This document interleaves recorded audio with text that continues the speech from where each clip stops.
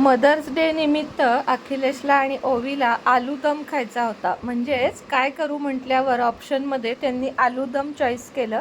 मग काय छोटे छोटे बटाटे आणून बरेच दिवस झाले होते ते उकडायला लावले आणि उकडून त्याला थोडंसं बघा चमच्यानी फोक करून घेतलं, फोकच्या चमच्यानी, आणि मग तळून घेतले. इतकी सुंदर आलूदमची भाजी होती ना की मुलं चाटून पुसून खातात.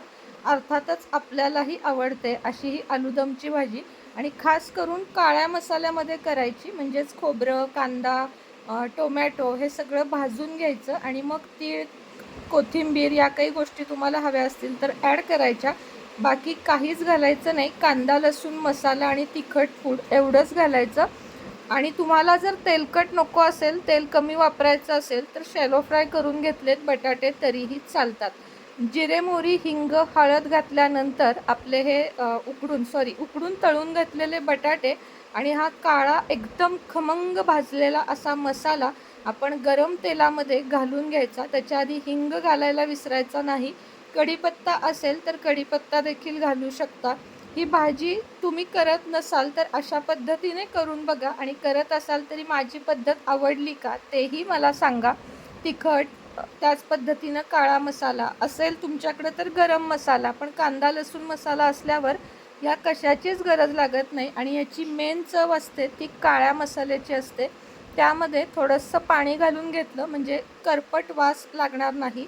चवीनुसार मीठ घालायचं आणि मग पाणी घालायचं. चांगली ग्रेव्ही तेल सुटेपर्यंत मात्र हलवून घ्यायला विसरायचं नाही. पाणी घालून थोडंसं ते पाणी गरम झालं म्हणजे उकळी आली की त्यामध्ये असे बटाटे सोडायचे. आणि मग आपल्याला जर चवीनुसार पाणी जास्त हवं असेल ना, क्वांटिटी, तर जास्त घालायचं. अन्यथा एवढेसुद्धा बटाटे डब्याला देण्यासाठी सुकी भाजी खूप छान लागते.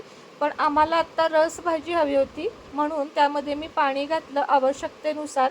भाजी केल्यानंतर तुम्ही मला सांगा की ही पद्धत तुम्हाला कशी वाटली.